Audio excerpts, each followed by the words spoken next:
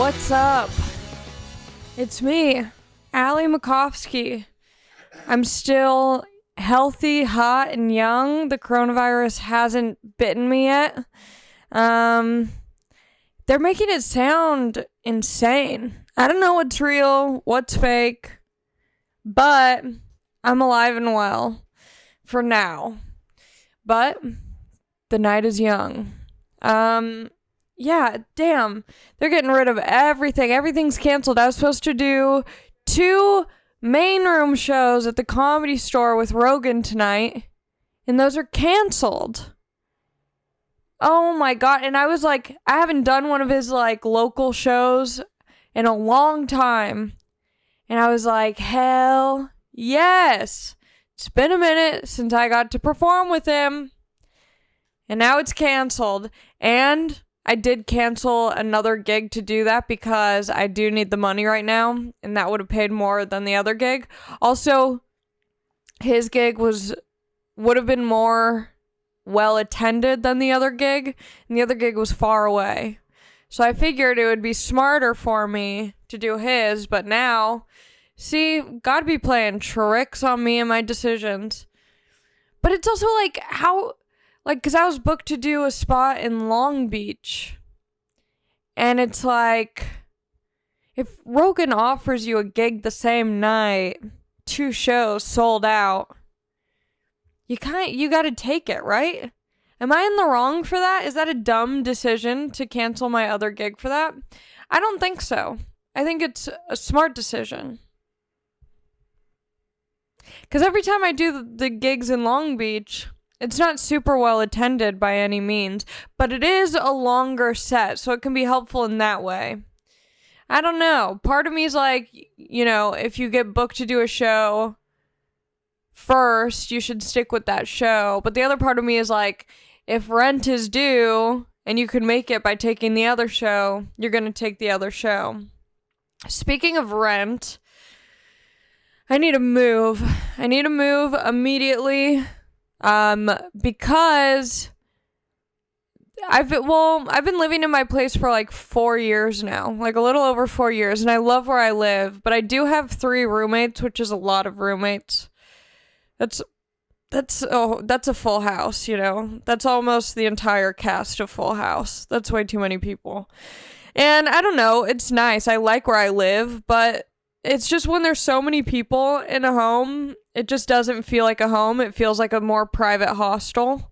You know, it feels like a shared hostel where everyone's just boning and potentially getting the coronavirus. But it's cheap. Like my rent is pretty cheap, and so I kind of just weigh the pros and cons of having cheap rent and like, you know, a fine place to live rather than like a nice place to live. Not that I need like a mansion or anything, but it just would be nice to have, you know, less roommates. Anyway, the main reason why I'm trying to make excuses for why I want to move is because my roommate said she found a mouse in the house. And that is not a line from Dr. Seuss. That is my real life. She said there's a mouse in the house, and I want to believe her. Why would she lie about that? Because about 2 Thanksgivings ago, I think it was 2 Thanksgivings ago, I came home. I was staying at my mom's house for like 2 nights, and I came home after Thanksgiving, and there was a mouse in my toilet, dead, drowning, Stuart Little style. It was so scary, because then you're like, because there's a lot of questions when you open up your toilet seat to reveal a mouse just, you know, on vacation with pool floaties on in your toilet. It's a lot to take in. You're like, did he climb into the toilet from my bedroom? 'Cause I think that's almost worse. If he was hanging out in my room, watching Terrace House with me on Netflix. Did I talk about Terrace House last time? Okay, great. I only did it on Instagram. If you're not watching Terrace House, you need to get on board now, because it is such a wild Japanese reality TV show. It's beautiful. It's kind of like Love Island or like any sort of like American dating show, but it's in Japan. And because the Japanese culture is so polite and like, you know, like humble.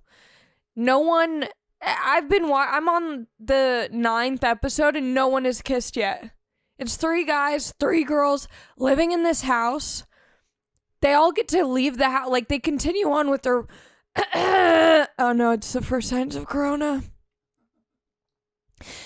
3 guys, 3 girls. They all live in this house together, but they still live their regular lives. Like, they still work their regular same jobs. They still hang out with their friends outside of the show.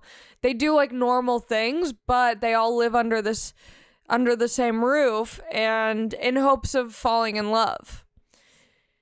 And it is intense. The season that I'm watching right now, there's not too much drama, but the drama that there is it's like a lot of buildup. There's a lot of buildup to the drama, and it's so good. Oh my gosh. And yeah, sure, you do have to read subtitles the whole time, but they have like throughout the show, there's about 4 breaks where they'll have former Terrace House contestants on like a panel. It's like 6 former Terrace House contestants, and they're super funny, and they recap what's happening, and they have their little jokes, and it's so funny. So I make sure I pay attention to those, because it doesn't really matter if you're kind of in and out of attention with the subtitles and everything. But damn, it's such a good show. Like, seriously, so good. Anyway, I've been watching that, but why did I bring that up?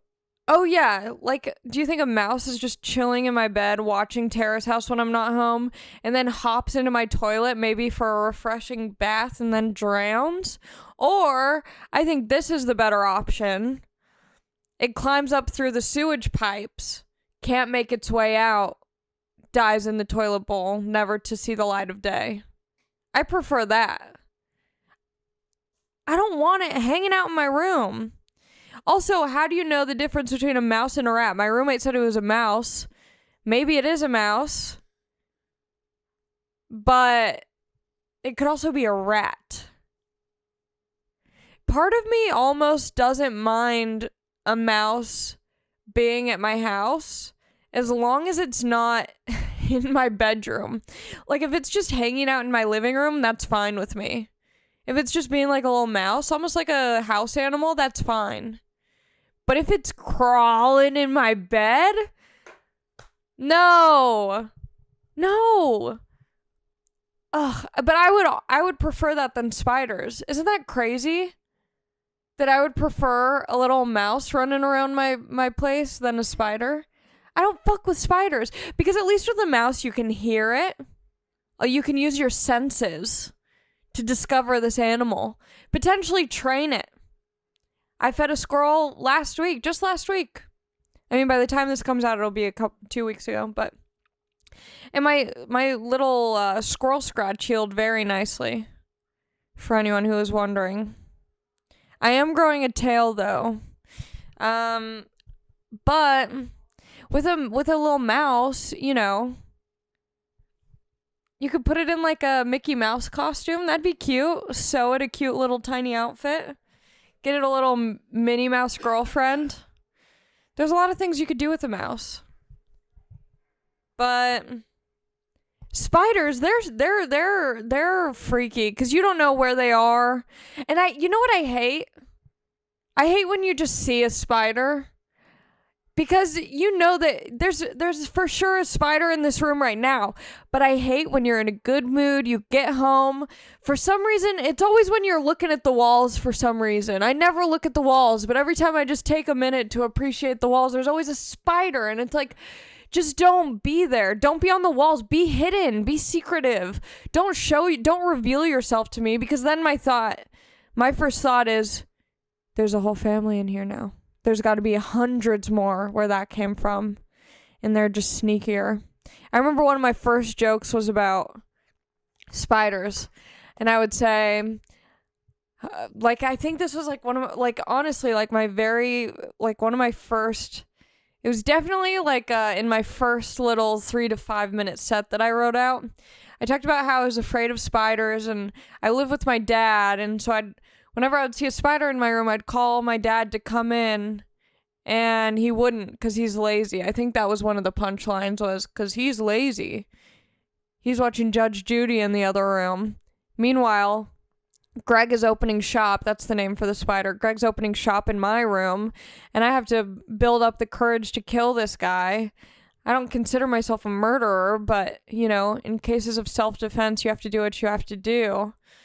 So I hit Greg with a shoe. That's like a axe in the spider world. That's a machete in the spider world. So I hit Greg with my shoe. He's out. And instead of throwing him away, peeling him off the wall, throwing him away, I leave him up.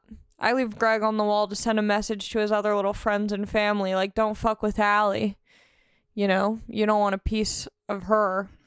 But all of a sudden, it does the opposite of what I think it's going to do. I think it's going to ward off all the spiders, and it does the opposite. Then it just becomes a memorial for Greg. More Daddy Longlegs doing in memoriams, eulogies. I have a burial in my room. Anyway, that was one of my first jokes I ever wrote. It was worse than how... I mean, I didn't do a good job at explaining it, but me just now retelling that joke is 100 times better than what the original joke was. I think it was just words, like the keywords. I was like, spider's bad, dad lazy, kill spider, leave spider on wall, spider warning. More like spider memorial. Yeah, it was bad. It's crazy how confident I was when I first started comedy. Like, I wish I had that same amount of confidence from when I first started comedy, because those were the jokes I was doing, and I was like, damn, I'm gonna be a fucking rock star. Like, phew, the sky is my limit. There is no limit. The limit does not exist. I was like, I'm gonna be... a rock star. I'm a genius. I'm brilliant. And now, when I do have a great bit that I think is really funny, I'm like, this will never work. It's never gonna work. I'm never gonna be funny enough to make it work. But month 1 into comedy, I'm like, give me a night at the Apollo. Bring it back. I can do it. It is interesting. And a lot of my other friends say the same thing. Like, the amount of, confidence is shocking from beginners. I got this is my vintage. I've had this for a couple years now. What makes something vintage? How long do you have to hold on to it for it to be vintage? There's also no expiration date on it. This is my Dr. Bronner's Lavender Organic Hand Sanitizer. I sprayed it this morning and it smelled awful. It used to smell like lavender, and now it smells real bad. Oh, it expires. Oh, you know what? It's still good. 11/21. But was that November 21st of the year I bought it, or November of next year, 2021? I'm going to say 2021. Roy's here! Roy! Wow, you just snuck right in. Actually rang the doorbell, knocked on the door. Oh my god. Did you text me? Oh. Okay, you can hang out over there and I'll introduce you. Yeah, what did you bring? Uh-oh. Our guest is here in perfect timing. Because I had nothing else to say. I started talking about sanitizer. That's when you know. That's when you know things are getting pretty rough to talk about. But I was looking at Purell's Instagram, because I was like, I wanted to see if they had posted anything about the prices of their sanitizer going up.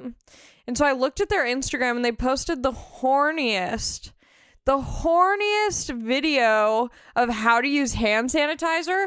I didn't know rubbing your hands could be so sexual, but they do it like an R&B music video. For some reason, I pictured rain pouring. I don't know if you can see this, or if this is even like, I don't even know if this works as like a thing. But she's rubbing her hands, and it's so delicate, but also assertive and strong. I mean... this is what she does. She she moves it around in her hand like this. I don't know how. I wish we had a stand for this. I've never seen anyone use Purell the way that she has. Anyway, it blows my mind. I hear Roy Choi viciously washing his hands in the bathroom right now. You gotta stay safe out here in these streets. How long did you wash your hands for, Roy? 5 seconds. 5 seconds. Okay, so I'm very excited to have this guest on my podcast because, well, I feel like we're old friends, but we've really only hung out like twice. But he's a good dude. I mean, what do I say about you? I feel like everyone already knows you. Most of my guests, I have to like really do a deep, I'm like, this is what they do. But Roy, people lit up when I mentioned your name being on my pod. Everyone's like, wow, big get. What kind of budget you got on resting bitch? And I'm like, absolutely none. He's doing this because he's a good guy. He's a chef. That's what I'll say. You're a chef. You're a good dude. You might go viral. Viral in terms of views or in terms of sickness? Okay. Just give it up for Roy Choi. Woo! Crowd goes wild. Just so you know, we have to talk. Yeah, you are. We're getting paid. We'll get tips throughout when people. Oh, yeah. Just talk through this part. It's really annoying. There's like a little toaster thing. Yeah, it looks like a piece of toast. Yeah, just into that way. Okay. Does that work? Yes. Okay, great. Hi. Great. Hi. This is Roy. We met at the Comedy Store. Yes, but I saw you before I met you at John and Zach's party. Oh, yes. In Los Feliz. See, but I didn't But I have this image because you were sitting next to those two funny guys. Who are those two funny guys? I was with Don Barris. Yeah. And who else was there? Don Barris, Mary partners in Jane. something. Yeah, Mary Jane. But then Adam, the talent booker at the Comedy Store. I think so, yeah. And everyone thought that you made, because it was someone's birthday, right? Uh-huh. And so we were all hanging out, and they were like, oh my God, Roy Choi brought a birthday cake. They thought that you made the cake, but didn't you just like buy it from somewhere? I think I just Everyone was bought freaking it, yeah. out. Everyone was like, Roy made the cake. Roy made the cake. And then it was like Baskin Robbins or something. I'm not one. Yeah, it was Baskin Robbins. Yeah. But right here off Yeah, Vermont. Yeah, I'm not one of those chefs that brings their own food to parties. Like everyone thinks that's the way it's supposed to be. But I always buy food and bring it. So. I think that's smart. Yeah. Cause then everyone wants to talk about whatever you brought, and you're like, I don't want to be reviewed. I don't want to be critiqued at the family barbecue. That's annoying. It is annoying. Is it kind of like, would that be kind of the equivalent of when someone finds out I'm a comedian in public and they're like, tell me a joke? Yes. Do they do that? Oh yeah, all the time. Yes, it would be that. It's it's annoying because a lot of times people don't really pay attention to you in the first place, and a lot of times, if you become a chef or maybe a comedian, it's because you're kind of outcast from your family in the first place. True. Or life in general. And then all of a sudden, when they find out that you're this thing, now they're it's excited. Like, yeah, now they're excited. But isn't that kind of why you do it? A little bit? I guess so. I don't know if for me in specifically is why I did it, but I think I still hate performing in front of people and doing what they ask me to do. I just hate when people tell me or ask me to do shit. Yeah. You know, I've been like that ever since I was little. And even now with everything going on, like everyone just saying what you should do, what you shouldn't do, and then shaming you for certain things. I have a very allergic reaction to all of that. So so I don't think for me it was something that I enjoyed. I'm so stubborn. I still hate it. Yeah, I'm very stubborn. Yeah. I hate it. Like when people ask me about my food or isn't it great or no, I hate it. I usually tell them no. Fucking sucks. Wait, in terms of your food, you're just like, it's fine. I'm like, eat it, man. You Yeah, know, you like, tell me. I'm not here to describe it to you. Just Yeah. eat it. You know, like go to the restaurant. Like, I'm they always want you to make the reservation for them. Oh, you know, yeah. or you to get them into the club. Yes. It's like, bro, like fucking. When you get like 10 text messages before it's the same. Yeah, it's so similar.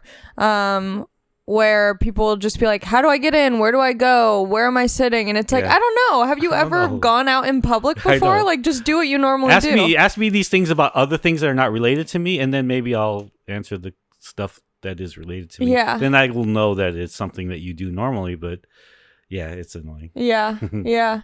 Chefs are fucked up, huh? We're pretty fucked up. Yeah.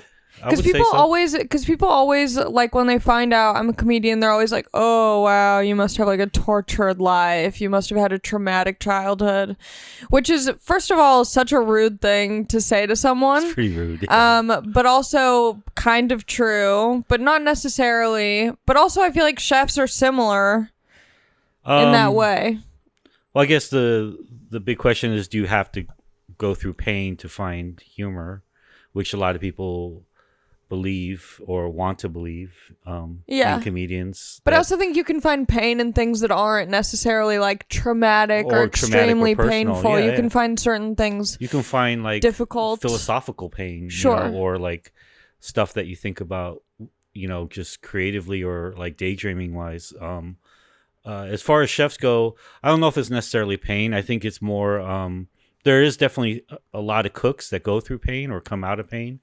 But I think a lot of it is also just social awkwardness, and a lot of cooks are the ones, because life is like one big high school sometimes, right? Yeah, for sure. No matter how many phases of life we go through, it's somehow, and I always try to shake that up, but it's like it always ends up settling in some form of high school. And like cooks are in many ways, we're I don't know, we're like we're like the stoners of high school, or playing hacky sack at lunch. We're the hacky sack players at lunch. Yeah, yes. Because otherwise, why would you go into that profession and deal with the things that we deal with? It's because we can't fit in anywhere else, and sometimes we don't want to. Yeah, no, that's how I was in high school. When I was in high school, I was like friends with everyone. Mm-hmm. Like I knew all the different groups of people, and I was like cool with all of them. But I chose to eat lunch alone, either in like the teacher's classroom, or there was a time where I was eating in the bathroom, just out of, not because I was like being bullied. I just felt like I don't fuck with any of these people. No one gets me. Like, I'm so misunderstood. We would have got along in high school. You think so? I used to eat alone too. Damn. Yeah. But I used to eat alone, but I also I fucked with everybody. Like I hung with everybody. But there are times, maybe it was my, I don't know, adult phase as a teenager, but there were moments where I would just sit down like at a bench, and sometimes I do that shit, like I do it sometimes like on the outskirts, but sometimes I do it like right in the middle of the quad. Yeah. And I'd sit like on a bench right in the middle of the quad, and I'd push out this energy like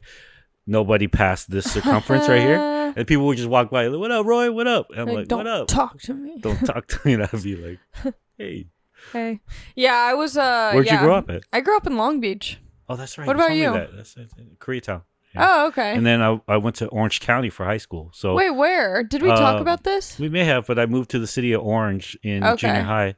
So I grew up like the first 12, 13 years here in LA, and then moved to Orange County. So it was like a big contrast between one and the other. It's very different because I even because I grew up in Long Beach, but I went to school in Orange County. Oh, yeah? Yeah. Huntington? No, I went to Los Alamitos. Oh, yeah. Wrestling school. Yeah, school, yeah. So it's like, even though they're so close to each other, they're literally like 10 minutes away. Just the type of people. Yeah. It's so different. I was just there last night for a show. I was in Huntington Beach, and I did a bar show. Yeah. And like, there's just like a demographic of people who live in Huntington. It was like, you're going to know exactly the type of guy I'm talking about. I get all my tattoos done in Huntington, so shout out to HB, yeah. Wow. At the tattoo gallery on Adams and Beach. Okay. Yeah. Damn. Yeah, I went, and there was like 3 dudes. I think one was wearing like a fedora, but they all have those long Dickies shorts on. Their white socks are all the way up to their knees. Like, the type of white dude I'm talking about. I do. And they're just like so Sublime drunk. Yes. Of, I was joking because they were talking the whole time during my set, and I'm just like, shut up. And I I was just like curious what they were talking about because there's a full comedy show happening and they're just having this conversation. So I was like, what are you guys talking about? And they're like so unintelligible. So I'm like, oh, are you guys like fight? Because it seemed like they were fighting. I was like, oh, does he not like a Black Flag and he can't be a part of the group? I was like, oh no, dude, your socks are too low. They're not up to your knees. You're going to get kicked out of the gang. So it was fun, but it was also so annoying. Were they wearing plaid shirts? The plaid button-down shirts? Honestly, yes, one of them was wearing like a black flannel long sleeve. Yeah. Sounds about right. But like that type of guy just freaks me out because I know that they're, I mean, maybe not, but Huntington Beach can have like very Nazi vibes. Oh, I mean, it's not just vibes. It's real. It's real. It's real. Especially during the 80s and 90s, it was very real. Yeah. You know? I mean, it still is. There was a riot at the U.S. Open when I was in high school over there. Yeah. It's very real. It's just now with like social media, Nazis can get publicly shamed, you know? So maybe they just keep it on the low. Keep it on the low. Yeah. Keep it on the DL. Keep it on the DL. But back then, like they just go around fucking clocking motherfuckers and they don't care. Yeah. They use Main Street as their Twitter. Main Street as their Twitter. Yeah, it was sketchy. I did one time hook up with a white supremacist. Really? I didn't know that he was a white supremacist. He obviously didn't know that I was half Jewish. Okay. But we both found this out about each other immediately after hooking up. And the look on his face was priceless. I felt like, you know, people always say, oh, I wish I could go back in time and hug Hitler. I'm like, I already did my part. I did my part.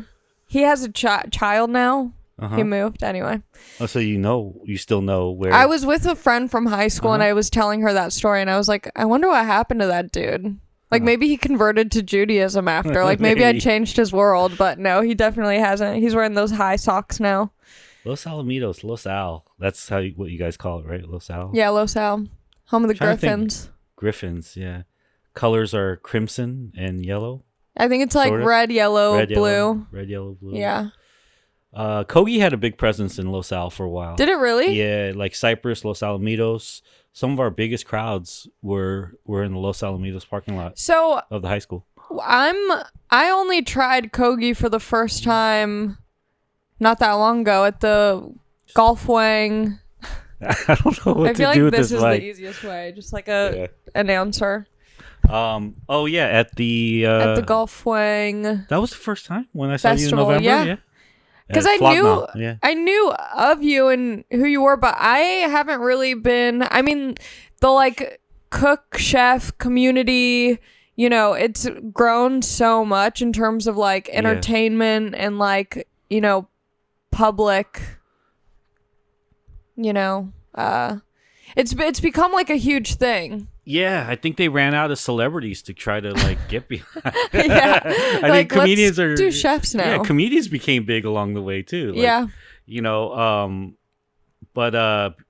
yeah, I think honestly they ran out of people to get behind and promote, and somehow chefs were right there. I mean, great timing for you. Great timing, yeah. Yeah. It's kind of like, so, we were like at the dance, we were the last one standing. We were just like, all right, our turn. Let's go to bed. Our turn to grind. Our turn to grind.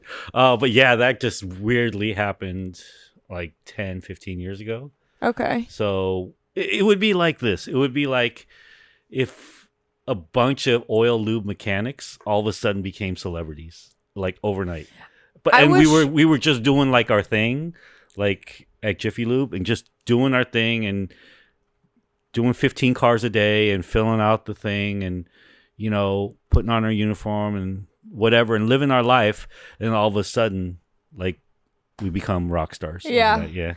And then like having to do cookbooks and like and then having to write and act like you're intelligent, and then that had an effect on a lot of chefs too, because then all of a sudden overnight they became intelligent. You know? Yeah. And they became like public using full figures, sentences, and they all of a sudden had like this moral kind of perspective on the world, and this right and this platform and soapbox to say that, you know, like their perspective is the way that others should live, and it was just really weird that all of a sudden, like, a lot of these fuckers that were this one, this one way Lighting shit on fire. like yesterday, lighting shit on fire. Yeah. All of a sudden became Nobel Prize winners overnight. Totally. Yeah. And then writing books is the biggest Yeah. thing.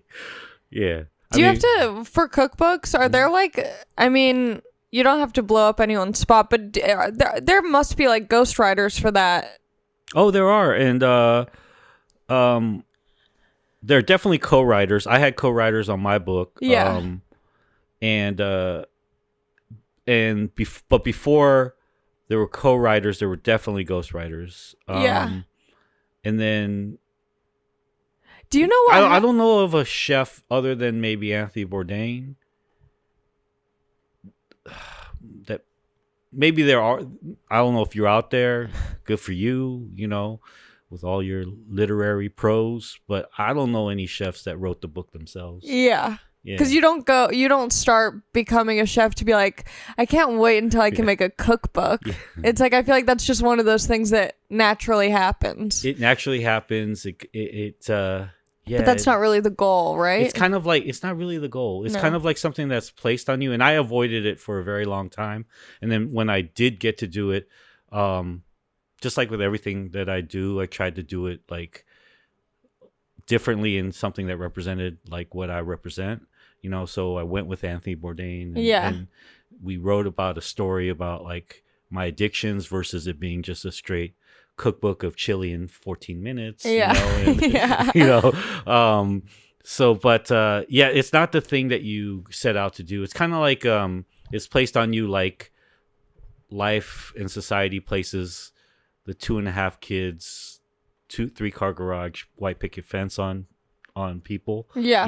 As you're growing up, it's like you're supposed to have this life that everyone else has, and it somehow feels that way with like chefs. Again, it's a really weird thing. Like speaking of bands like Black Flag or punk or anything, yeah, you have these anti-establishment folks and this anti-establishment culture that at some point, for some weird reason, when they reach a certain level, they want to be a part of the establishment and listen to the establishment. Yeah. And so cookbook, they have to say political things on Twitter, and they have to be, like liberal and a Democrat and say all these things, and they have to like be happy for all of these awards that are very discriminatory towards people outside of this very small bubble, and so it's really strange. Do you think that's just like do you think that's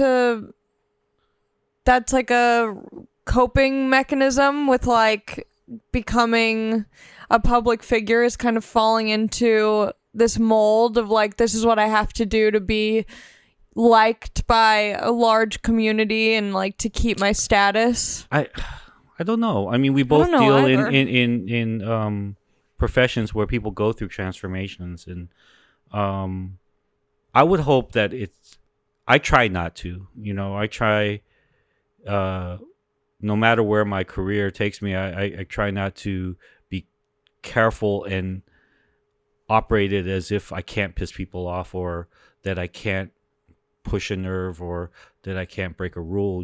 So, but a lot of folks, I think they feel like they have to protect something as they grow. Yeah, and that's a very like fragile space to be in. Yeah, because when you're coming up, in many cases, you really, those that really break through is because you don't give a fuck. It's because you're saying what you think, what you feel. It's true to you, and you're hanging out there on the edge. I see your act and stuff, and I'm a fan of a lot of other comedians, and just like you're really, really reaching for a place that is outside of your comfort zone, and and then making the room itself a little bit nervous and a little bit on the edge, but then hopefully a few will get it, and maybe some don't, but that's okay. Yeah. But as people grow, I think it's like that space of feeling like you have to protect everything that you've built, and somehow, you see in a lot of your favorite bands too. Yeah. Like bands that were seriously anti-establishment are, become these things that are mainstream and pop, and that that the I don't know, that the mothers listen to, I guess. Yeah. And it's, I don't know, I'm not trying to generalize. I'm just saying that I hate that fucking space. Okay. Oh, Yeah. this is what I'm trying to say. I'm not throwing anyone under the bus. I'm not generalizing. I'm just saying that I hate that fucking space. So I never want to be in that space. Yeah. That is Yeah. like the weird thing about starting something, whether it's like starting comedy or becoming a chef, where you just start because you really like doing the thing. You just start because you're like, this is what I like doing. I can't really picture myself doing something else. And then all of a sudden, Netflix is like, we want all of our shows to be about cooking and chefs and chef culture and chef life, or comedy and specials and, comedians dancing or comedians doing this thing. And then all of a sudden it's like, oh, now I have all these other people watching me who aren't just people who like my food or my comedy. It's Midwest moms who might not have been exposed to me before, but now there's like this sense that I have to appeal to that audience when I feel like starting. that's when you have to, as an artist or as a creative person, that's where I feel you have to double down even more. Yeah. Yeah. And when you get caught in that position where you pull back and be careful, what happens is your art form, maybe your career benefits from it, but your art form really hurts from it. Yeah. Yeah. And then sometimes, because it's such a fragile thing, when you do, whether it is the comedy that you do, or it is the food that I do, or it is the streets that I take care of, it's such a very fine line space where, you're tiptoeing across this place that not many people can go. And I want to get this across right, because it's this place that takes every bit of your soul and your essence and everything, and it's so rare to be there and to do something that is just really amazing. And then where I'm leading is that if you lose that, if you pull back from that, it may be impossible to ever get back to that. You know? Because it was a miracle that you even got there in the first place. Yeah. And so when you lose that, it's like, I just feel like that's like some snick shit, man. That's like giving up on your homies. That's like throwing everything that got you there, away and under the bus, and then you just being selfish and going on for yourself. Like, you got to always, I don't know, I feel like you always got to rep for the culture, whatever culture got you there. And, I don't want to be Green Day. I don't, because I used to love Green Day. I loved Green Day. I love Green Day, but I don't want to be what they became. What becomes of that as you get older. Yeah. And that's just something that I fight in the mirror every day. Yeah. Don't be Billy Joel Armstrong. Do not do it. Not today. I saw Green Day about 3 years ago in concert, and the day after is when I shaved off all my hair. So his impact is still... It's still strong. It's still strong. But maybe I'm wrong. Maybe that was the wrong example. He might still be doing it. I remember because I'm young, so my first discovery of Green Day was American Idiot. And then I had to go back to see all the other stuff. But I just remember that song. I was like, this is crazy. I think I was in like 5th or 6th grade, and I'm like, this guy's saying anything he wants. Yeah. So I may be wrong. That may have been the wrong example. They may be doing it. Maybe it's just. But I know what you mean. It's very different than when they first started. Yes. Very different. But I don't know. There are probably comedians like that. There are many chefs like that. Yeah. What? Oh, I forgot to ask. I just remembered. What happened to Emeril Lagasse? Do you know? Do we know where he's at? What he's doing? Yes. Emeril is also someone that public perception and who you are seem to be very different. and sometimes that can come from, again, you build a life that's so big, and then you have to do a lot to maintain it. So that there's a part of that I empathize and sympathize with, even though I'm being very cynical towards a lot of folks. Well, because wouldn't you say he was like the first, like he's the first celebrity chef? Yeah. And there's Bam. and when you build something, like let's say you live in this house, right? Like it's hard to move down. This is a haunted mansion. Yeah, this house is fucking Isn't crazy, it weird? man. You You had to walk across the moat. the bridge, the moat. It's so weird. I know. And it's not even pretty or anything. It's just like, it's like they just threw in counters there. They're like, we'll just knock this over. It is. There's like 12 bedrooms or maybe just 3. Like I can't tell if it's actually a bedroom. There's just 6 in what I can see. Or just right in front of me. storage. Yeah. This is, it's all storage actually. But yeah, it's hard if you build the moat. How do you live in a place without a moat? So then you're forced to do things to keep that machine going. So I think business wise, definitely, Emerald right now is doing some infomercials. He has cookbook lines, pan lines, all these things. So certain people may have a perception of him in one way, but if you get to know Emerald the person, do you know him? Yes, I do. And if you look behind the TV and you really go to the city of New Orleans and you see what he does for the city, and if you see what he does for the people in New Orleans and who he employs and how he runs his restaurants and what people say about him, Emerald's the fucking man. That's so sick. He's so he employs the real people of New Orleans. Yeah. And what I mean by that is being extremely multicultural. He employs. Most of his restaurants are filled with people of color like myself. Yeah. And so there's no way I could work for your food truck at Coachella. You can work for. Yeah, Damn. no. We've had a couple white people that tried. You don't think we don't discriminate. You don't think I could hang? I've worked a lot of food service jobs. The percentages have not proven. White people have the worst work ethic. You guys do. At least I know that from my own personal experience. You guys really do, because you guys have options. You have options. You can look at this thing and say, "That's fucking hard." If I get fired, I'll find another job. I'll get another job, or this is fucking hard work. Yes. And I don't want to do it anymore. Yeah, it is crazy, like how, and I'm very aware of it. I'm like, I can be very entitled, and it's not like, it's just, I didn't realize it because it's in those ways where it's just because of like the privilege that I do have. And I never really realized it until I lived on my own and I was like getting jobs, and I just realized I was always the worst employee because I was just like, whatever, like worst case scenario, I'll just move back to my parents' house. Like I just always had, there was always a safety net for me.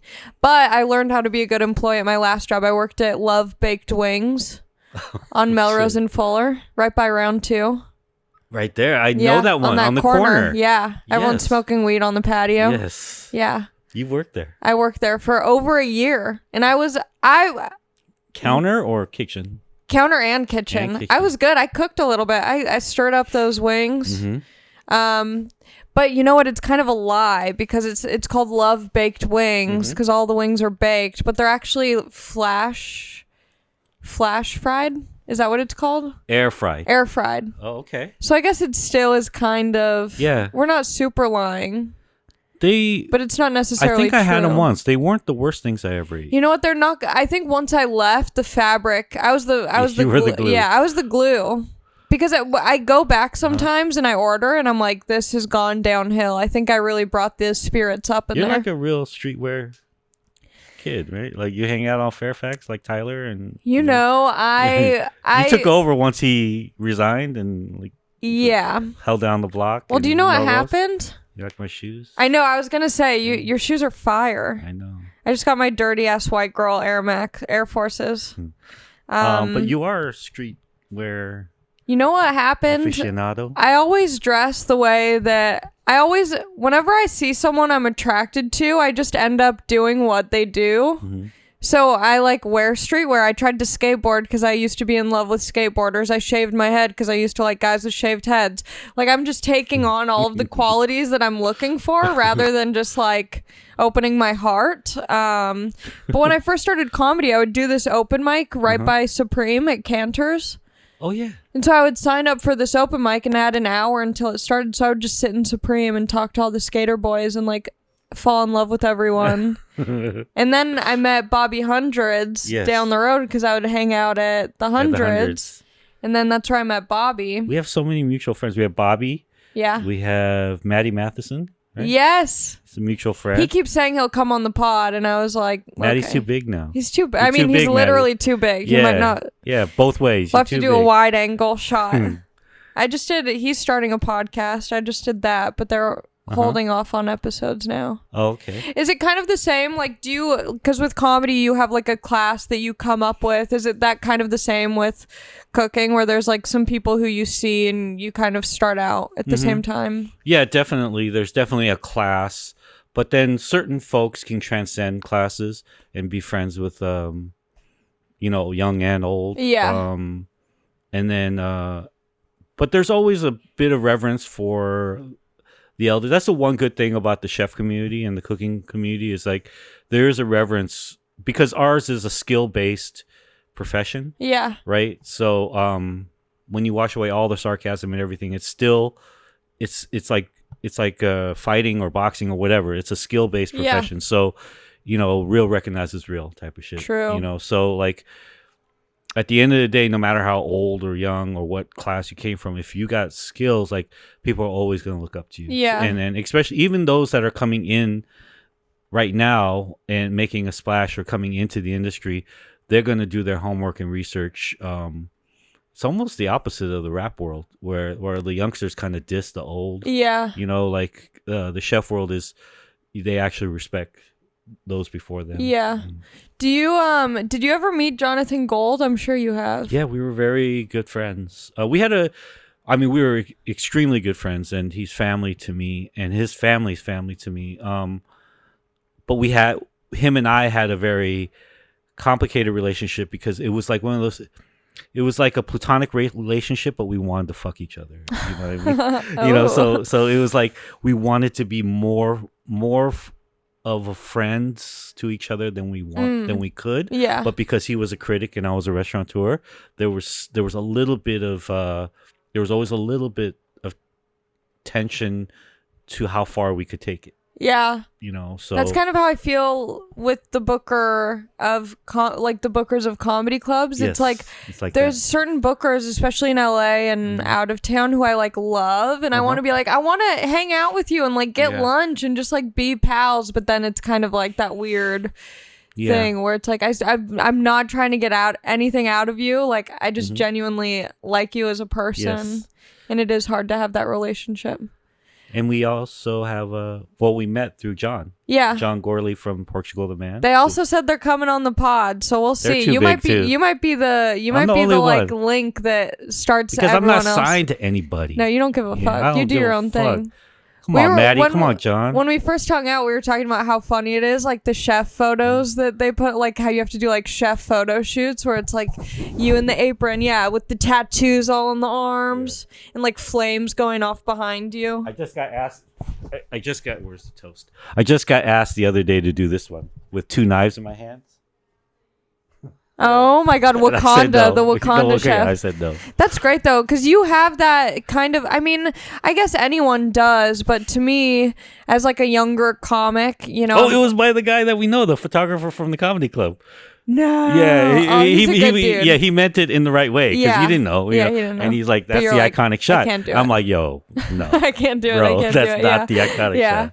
See, I'm so I get so nervous in those situations, and I'm like, yeah, sure. Like I double down. Suddenly, I grow like a third arm, and I do like more. I want to get to these questions because people did have a lot to ask you, and I feel like it would be a disservice if I didn't get to them. Oh, this is cute. I feel like you cook everything. I do. I feel like I was doing a little bit of research for you because I was like, okay, this is a big shot guest, because normally I have my dumb friends and I'm just like, you know, we're jerking each other off, and I was like, okay, I need to at least be somewhat knowledgeable in a larger way. And you cook everything. I saw you on a very white cooking show on the Hallmark Channel. Oh my God, Home and Garden TV. Yes, it was beautiful. Man, you were making grilled cheeses. Yeah. They're like, this is spicy. It was like different cheeses. Oh my God, it was so funny. And they're like, how do you make this? And you're like, I'm literally, there's 4 things that I have right here. The comments on it were amazing. They're amazing. But but you make everything. I make everything from a grilled cheese sandwich to really, really complicated spicy stews, you know, to tacos, to sandwiches, to pizzas, to what would I can cook. I can pretty much cook almost anything. Because I equate it in a way to like how Bruce Lee approached martial arts. Because you have to put in the work, and you reach a certain place of learning all of these other disciplines. Yeah. And then if you're lucky enough, somehow you emerge from that and are able to find your own philosophy. Yeah. And but then you've gone through all of these disciplines, so you have the muscle memory to do it. So I'm not saying that I can cook any culture's cuisine the way they can, but I can definitely I definitely have the muscle memory to at least understand it, try to interpret it, and then make it however I think I want to eat it. Yeah. You know? Yeah, and I think that's kind of like what makes someone, you know, great or successful or whatever, is being able to work with what you have, which might not be necessarily like the status quo. You know, so like if you're throwing a kitchen that has like some funky ass ingredients in it, and then you're able to just like whip something up. Yeah, you know, and I think a part of it is just being resourceful, growing up here in LA, and like I think a lot of it has to do with me growing up in LA, because unlike other areas of the world, we are kind of like this weird like we blur the lines between a lot of things. So like when you're a kid growing up here, like we don't have any history here. Yeah. You know what I mean? Yeah. So it's like it's a very new city, and like you're just meeting people, and in many cases wherever they come from, they don't even know either. So we're all just kind of creating our own thing together.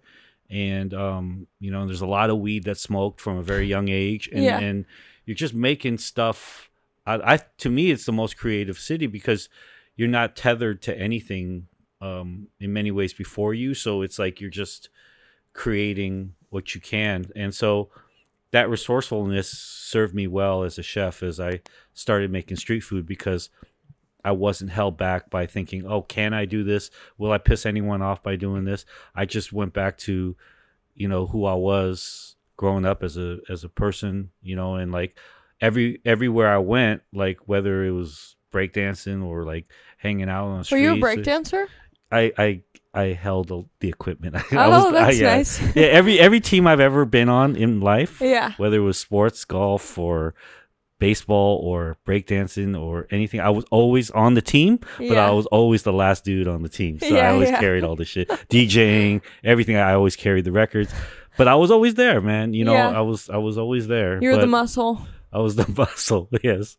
But yeah, I just that served me well as a cook, because I just did what I always did, and that got me through life. And you know, I grew up in an era where we were all kind of like, everyone were like crews versus being like, oh, you're Korean, you're Mexican, you're El Salvadorian, you're black, you're white, this or that. Yeah. It was like, it was more about just like, you know, kind of show us what you got type of thing, you know? So yeah, so I cook everything.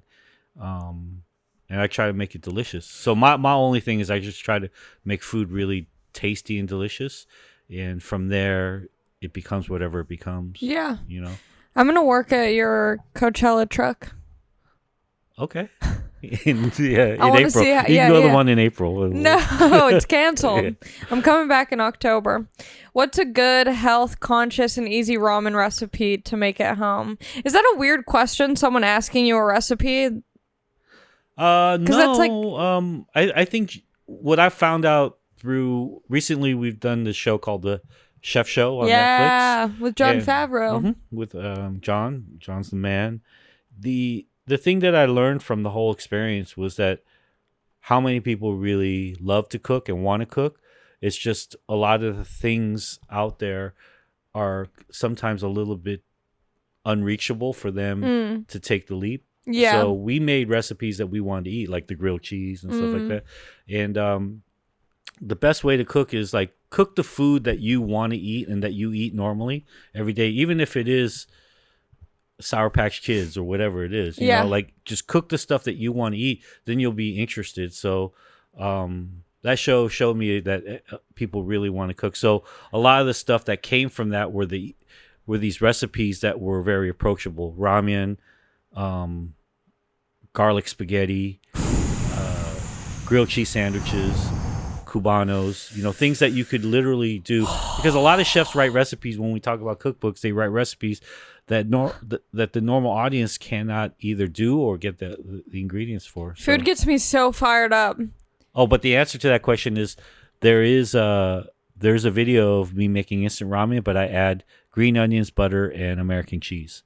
So that's Those the are way my to make it. three favorite ingredients. I love green onions. When I'm making a salad, I throw all of the green onions. No green onions thrown away or left behind. The whole thing. Green onions are so good. So tasty. Cheese, another great. Any cheese. Oh, love cheese. And then butter. I used to eat like sticks of butter. Really? Oh, yeah. Nice. I'm like, yeah, it's frightening. Yeah. I'm surprised I'm not like obese because as a child, I was eating like just cubes of butter, cheese, quesadillas all the time. Do you have advice for me? Because I don't cook and I like to think that it's because I have 3 roommates and our kitchen is dirty and I don't want to have to clean up after them. But do you think if I actually wanted to cook, I would make it work? I would clean up their dishes? Or do you think that some people just have it in them to cook and they would cook no matter what? I've lived with roommates before, obviously. And yeah, it comes down to how big your heart is and how much you care. I would. There are times, but it's okay if you don't do it because there are times when I did have roommates that I would wash everything, and there are times where you're very selective and you're like the place could literally be falling apart and there could be ants and cockroaches. Yo, I just found out there's a mouse. And you only wash at my your house. bowl, and then put it in, and so it is what it is. There's a mouse at my house, and it's There's no a mouse? ratatouille. It's not helping me cook or clean. It's just in my house. I'm looking to move now. Do you think that's extreme for me to move because there's a mouse in my house? There's probably more than that For in your sure. house. Yeah, Absolutely. in between these walls. Well, I don't live here. Yeah, or wherever. Wherever, yeah. I live not far from here. There's probably a lot that is there. It's just the mouse that you've seen. So I know, that's what it comes scares down me. to your own perception of how you feel about it. But I think the mouse is probably more scared of you than you are of him or her. I mean, if the mouse is chill, if it's like a chill mouse, I'm down for it to kick it at my place. Like, we can be pals. But if it's like a narc mouse that's like trying to kill a good time, then like, get out. I only want a good time mouse. Where do you go grocery shopping? Also, have you been recently and noticed anything crazy because of the corona fear? I haven't noticed anything crazy at the market, but I have noticed a lot of craziness around me. Yeah. Because obviously I'm Asian. And have you noticed anything? Yeah, people throwing all kinds of passive aggressive shit at you. No way. And I'm a pretty I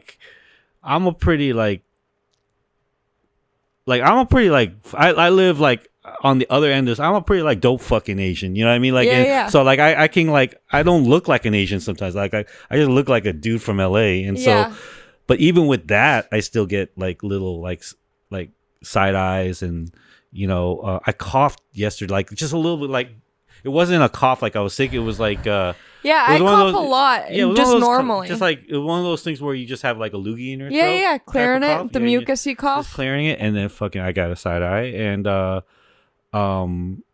touched it on the way here. I held the door open for someone, and she gave me a side eye. That's crazy. Yeah, and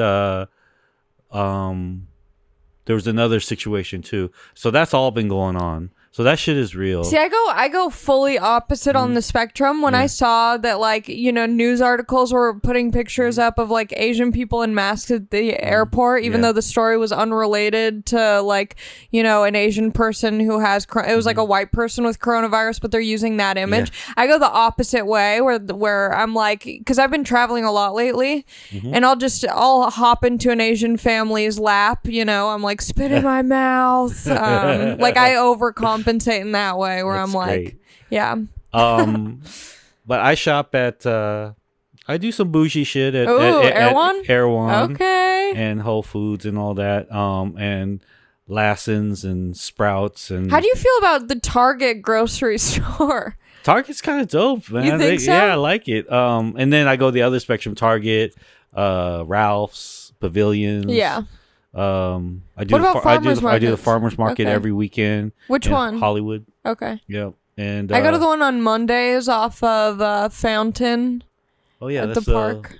It's really small. Is that the Los Feliz one or whatever? No, it's on like Fountain, and it's kind of West Hollywood. Oh, okay. Yeah, like Fountain and Gardner.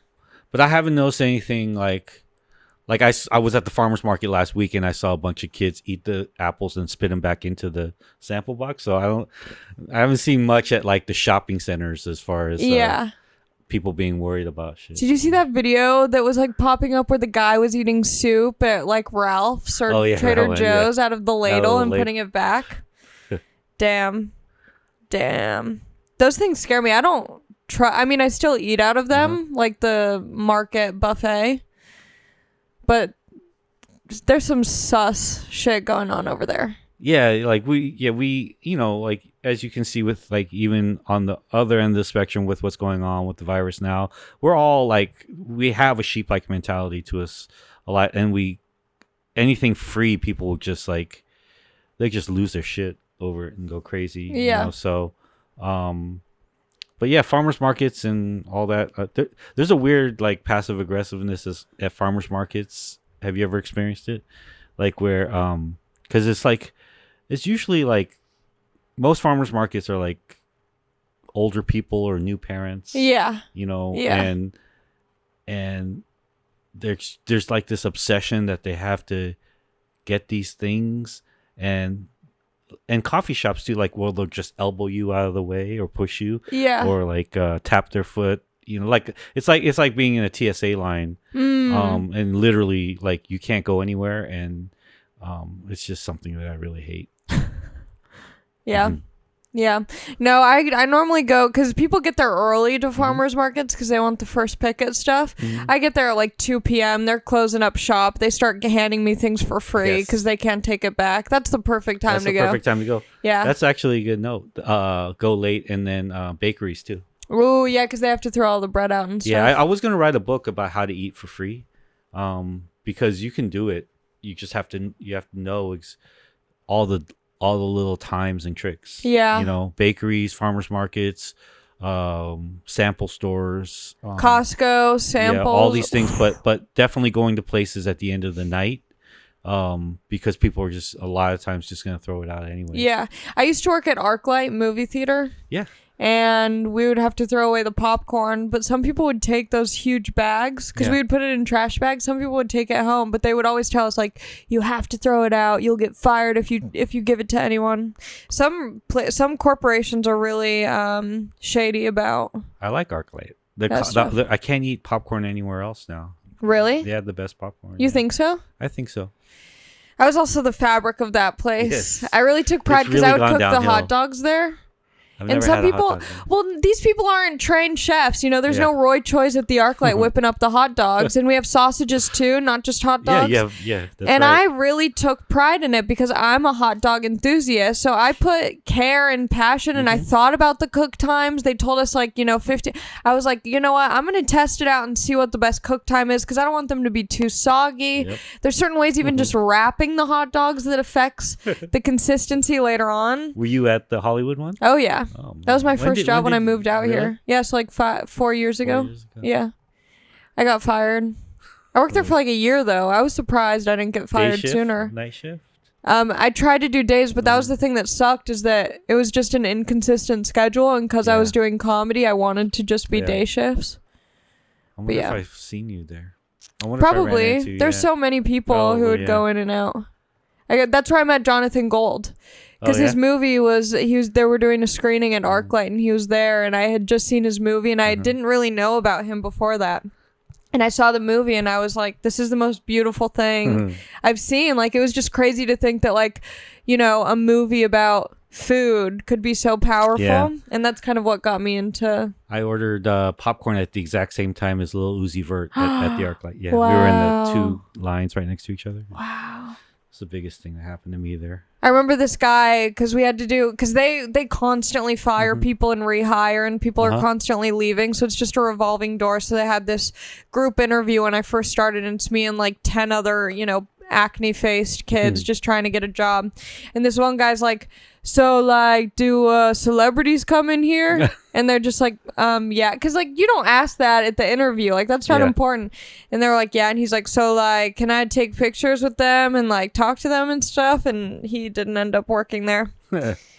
But there were a lot, like as soon as we were training the first day, I think I don't know his name, damn, the guy who's in 24, the guy who wears the glasses, Kiefer Sutherland? Yes, he was there. And then wow, this is a full circle moment.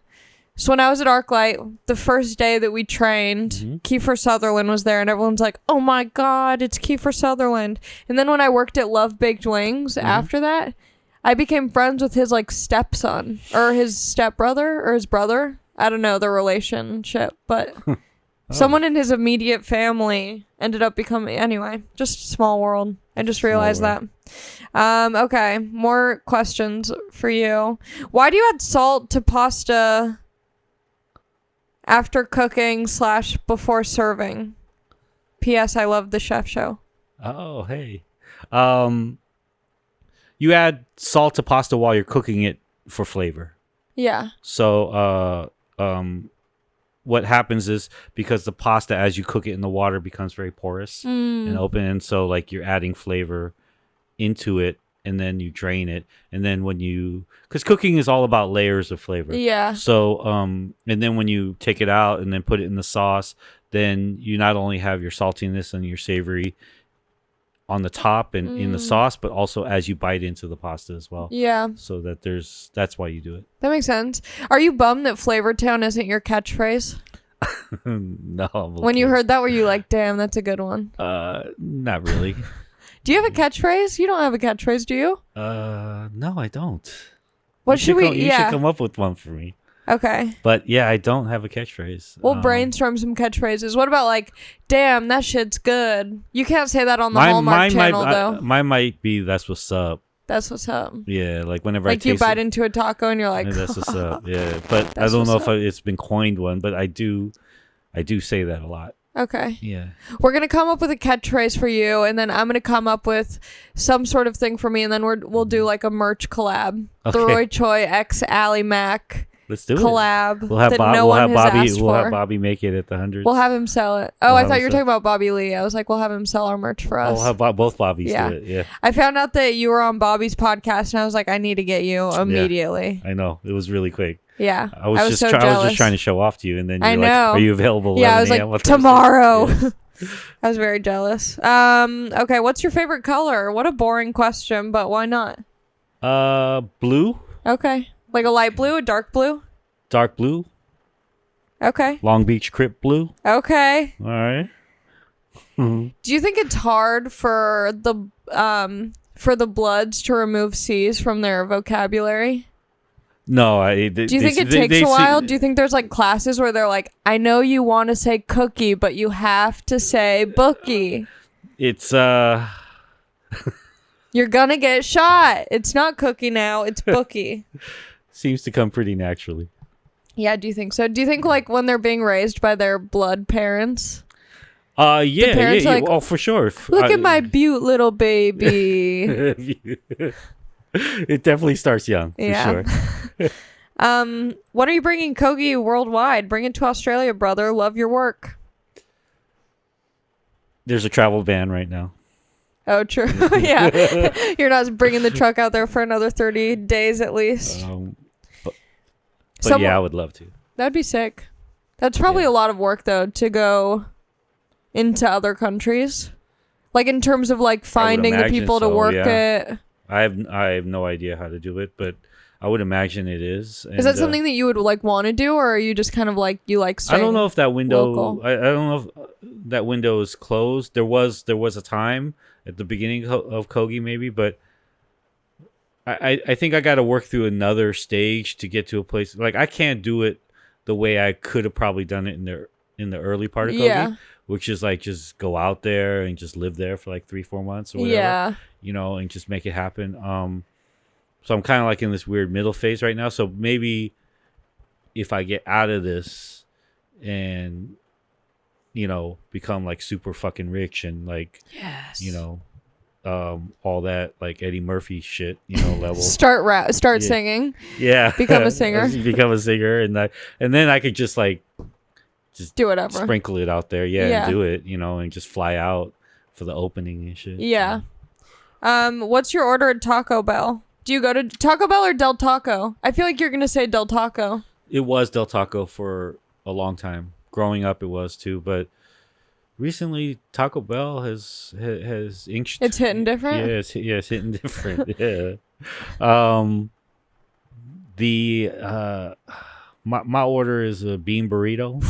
Classic. Yeah, bean burrito with a lot of salsas. Yes. The egg chorito is bomb. Okay, I didn't even know that they had That's that. a secret menu item. Whoa, and Yeah, chorito? Egg chorito. Okay. You should go after this and just say, "Hey, I want an egg chorito," because it won't be on the menu. Do you get recognized at fast food places? Probably. I don't know. Fast food places might be my least populated place of being noticed. Yeah. Yeah. That makes sense. But the workers know who I am. But the customer base, no. Okay, not so got it. much, Yeah. Not so much. But it's refreshing. Yeah. So when I go there, so I do have actually a lot of my alone meals, midday alone meals at fast food places. Do you eat out a lot? I eat out every single meal. Every single meal. Every single meal. I make nothing. I probably do eat out a lot. I eat at my places a lot. I eat out a lot. I eat everything. Again, I eat everything. I'll eat a bean burrito at Taco Bell all the way to I'll sit at like a prefix sushi place, like like really dope sushi place, and just sit there for like 2 hours and eat like a $300 meal by myself. I love eating alone. Mm-hmm, me too. We need to end the shame and the stigma of doing things alone. It's probably the best way to eat. Well, especially I don't like talking that much anyways. I don't like small talk. I hate small talk. Yeah.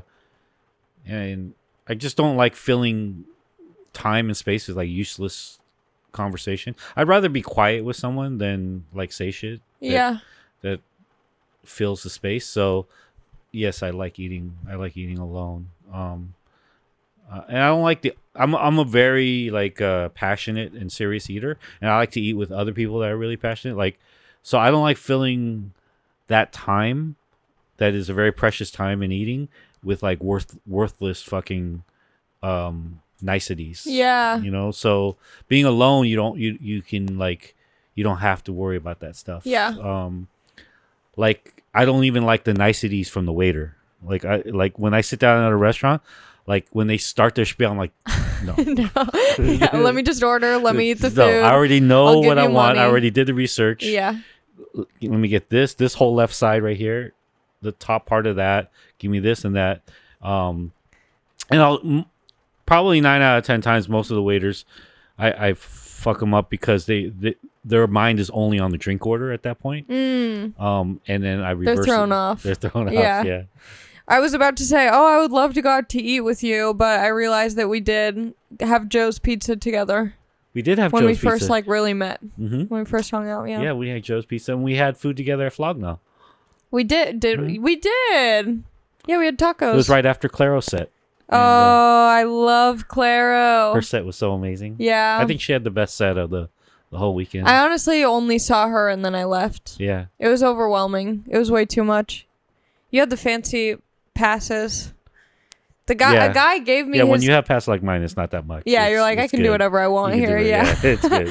This guy who listens to my podcast, super nice guy, he just gave me his passes for free. For Coachella? For Flogna, yeah. Okay. Which was really nice, but it wasn't VIP. I'm not complaining. It just was different. What's the worst joke you've heard about your name? Roy Choi. As a kid, I mean, kids are so mean to each other. Kids are so mean. So mean. But I went to school with idiots. No one came up with a good nickname for me. I had to tell them, like, I was like, Makovsky, it's like Jackofsky. Like, I was telling them what to insult me with. That's funny. Mostly it was just stupid, like, rhyming shit, you know. Roy Choi, Boy Toy. Yeah, that's a good one, though. Yeah. That's kind of hot. That's like It's a fun hot. DJ name. Yeah, I was breaking the gender barrier before. It was cool. Yeah. Okay, someone just says that you're so freaking cool. Nice. Was that a question? No, not a question. How do you feel about veganism? I'm down with it. You're down with it? Yeah, man. I really am. You don't do it, but you support it. I don't like to do things that exclude other things. So, Yeah. And I don't like labels either. Sure. So, but I do probably eat 80% of my meals vegetable-based, plant-based. Oh, okay. And it's something that I've been... I guess as I look back on it, it's something that I've been doing my whole life. So I grew up on food that is primarily plant-based at home. In high school, I went through my deep philosophical phases of life. I joined Amnesty International. I had the panda from World Wildlife Oh, Federation. I stopped eating meat. And then in 2012, I did it again, and that was the last one that's continuing on until now, where I just made a decision to try to eat less meat. Yeah. So I'm down with it. And the weird thing about the veganism, about the community, not the weird thing, but the great thing about the community is, like, in that year in 2012, you could look back. I don't know how far your research went on me, but I had like a public nervous breakdown. And so I wrote a blog post, and I was just talking about, like, giving up meat and telling everyone to fuck off, and I'm going to reset my whole code. Whoa. And I'm going to try to look at life differently, and I may stop cooking, and I may and I'm going to stop eating meat, and that animals were talking to me. So this was the post. Wait, so, what brought what? Well, how it did was that come about? It was, I think it was the pressures of the popularity of Kogi, the growth of everything, the business aspects. It was also the 20th anniversary of the LA riots, and there were a lot, just like now in this crisis, where there's just a lot of talking heads. Yeah. You know, and just a lot of mansplaining of people telling you what's right and what you have to be and what you have to do, and how things are a certain way. And at that time, I was working really, really heavily on the streets, you know, like feeding people, taking care of our neighbors, the homeless, and working throughout a lot of the hoods and South Central, and working with a lot of kids in schools. And I was like, yo, the city's still fucked up right now. Yeah. You know? And so in any case, I went through this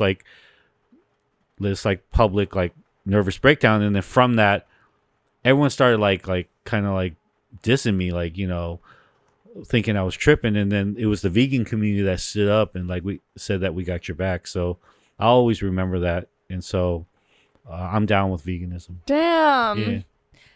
Yeah, I didn't know that. That's like a very yeah, it's so interesting.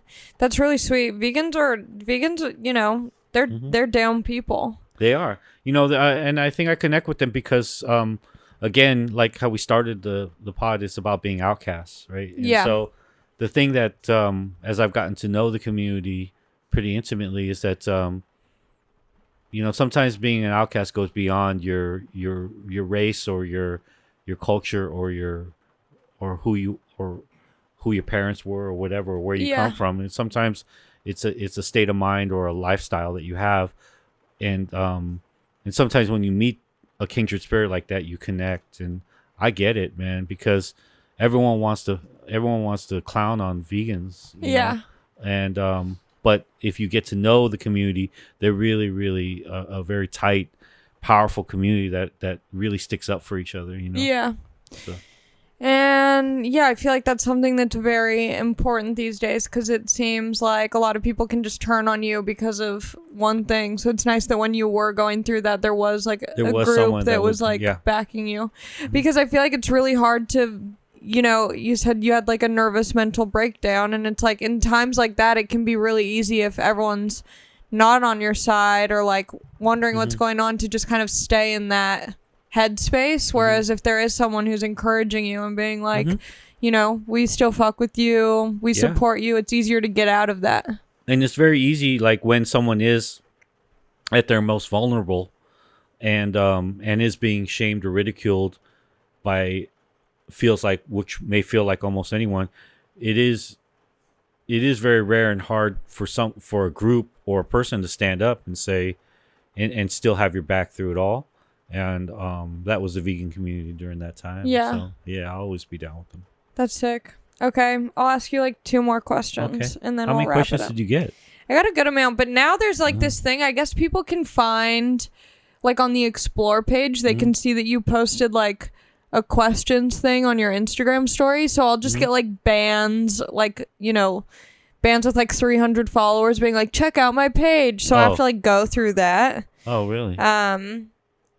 If someone was visiting LA for a day, where would they have to eat? You're like, a taco my truck. place. Yeah, my place. Kogi for sure. I mean, definitely you should have a Kogi taco. You should have other tacos too. Have you been to the taco spot on Sunset and Western? I live right by there and I go there all the time. Leo's that's Tacos. Leo's, yeah. I fucking love Leo's Tacos. So good. I think you should definitely eat in Koreatown or the San Gabriel Valley. I think you should. I'll pick one spot. Earl's on Crenshaw is really fun. I think that's a great way to. What type of food is it? Because for a lot of people visiting LA, they're never going to find themselves, in many cases, going below the 10 freeway. Yeah. Right. So I think that a place like Earl's could be a place, if you really want to see a part of LA that is really LA, go there and have a hot dog, a vegan hot dog, a regular hot dog. You'd love it. I'm down. Yeah, hot dogs. I'm down to go. I love hot dogs. They have really great hot dogs. Damn. Yeah, really, really great. There's no hot dog spots these days. Earl's. That's the spot. And then one more thing that I thought of, and now it's gonna go out of my brain. What was I just talking about? If you have to choose one place to go damn, I forgot. It's gonna come back to me when I'm driving home, and I'm gonna be like, I should have asked him that. Any other interesting questions that you got from your? Oh, yeah, maybe it was one of those roving fan base. Morbid, but what is your last supper on Earth dish? Probably bowl of rice, egg, butter, soy sauce. Sushi's good for last meal. Grilled green onions, avocado, artichokes, lemon, and garlic, roasted garlic. Garlic is so good. If I continue my really culinary passion after high school, what's a good way to get exposure to cuisine? I don't know. Eat at restaurants. Just eat a bunch of. Yeah, eat at restaurants. There's something that we call staging, which is going to work, you know, and not expecting anything, even pay or whatever. I mean, you got to pay people, but not going in just to get paid. Just you want to do it for the experience. You want to be there. Like if you, you work at the Comedy Store? Is that? I used to. Yeah, I was working there for like 6 months. But was that to be close to? Yeah, I mean, scene, I was you know, working or- like 3 other jobs at the Okay. time. So it was like I just wanted to do it to be a part of the store, to right. see how it works. And that's how it is. Like if I moved here and wanted to be a comic and I could get a job at UCB or the Comedy Store or whatever, you know, or the Laugh Factory, then, you know, even if it was sweeping floors, like at least I would be in the mix. And that, I think that's a part of experiencing other cuisines. You have to, one, you could either get and knock on the back door of kitchens. Every chef is going to let you in. And if you say you're there to work, they're going to let you in. Or you could just start eating at places and start ordering, it's like the most fun thing to do, to be experiential and try things you haven't.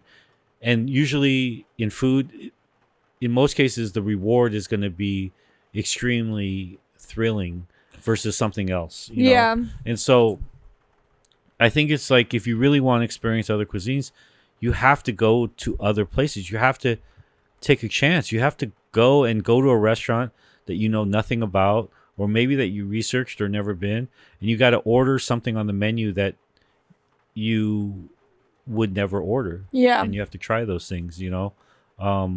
In most cases, a restaurant, and you know, I hate when people ask me like, so what's good on the menu? What's your favorite thing on the menu?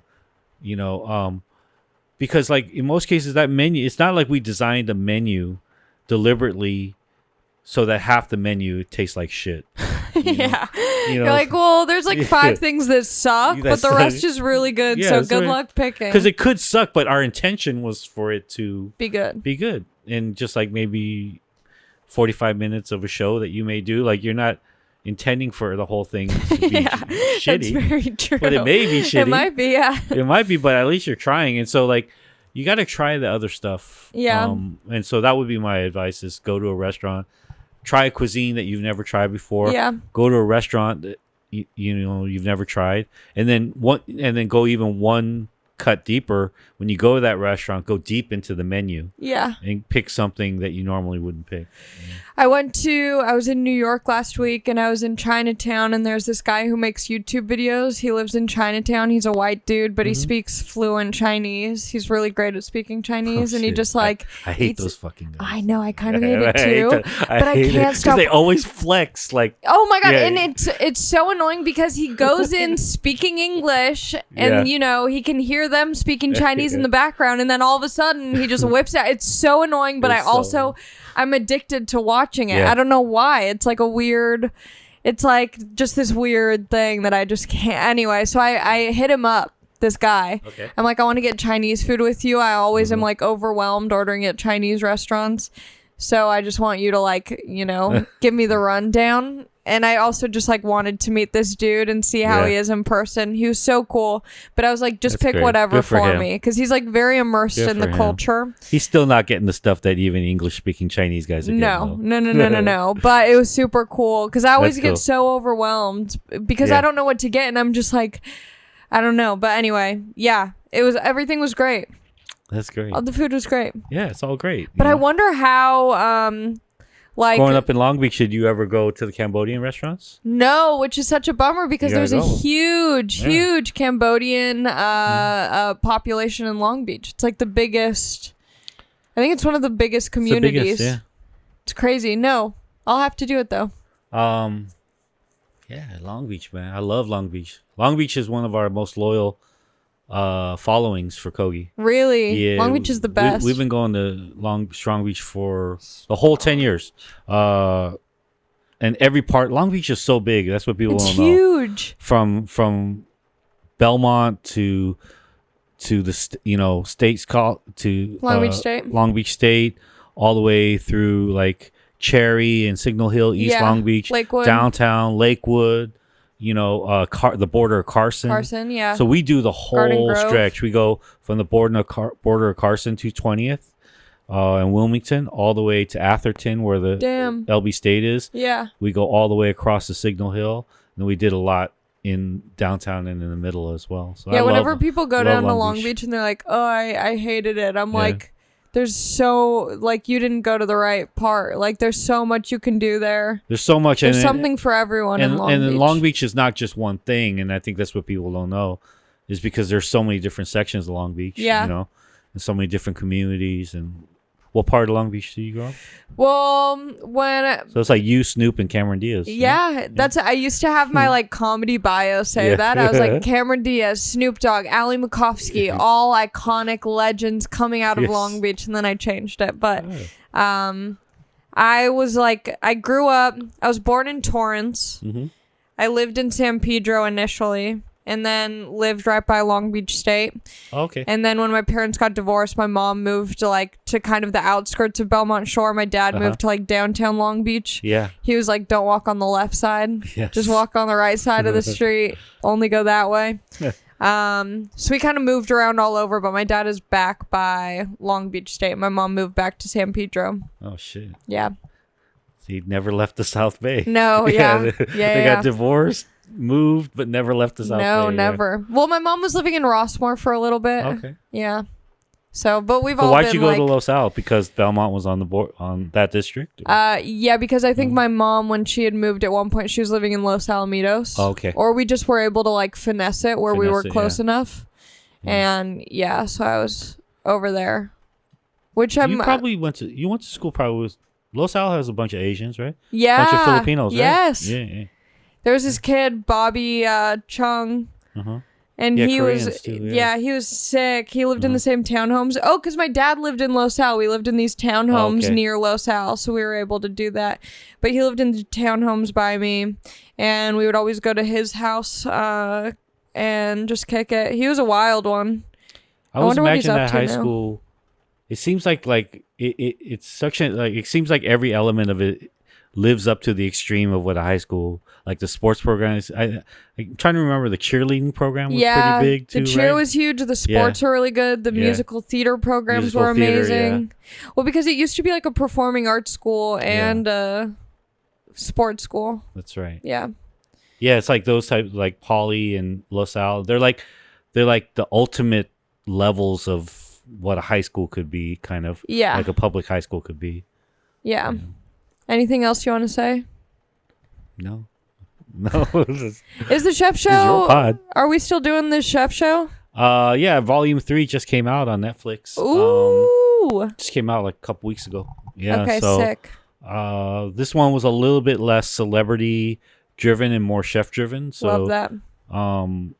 But yeah, and we have a few more episodes in the can, and I don't know if we're gonna film more and come out with the season 2.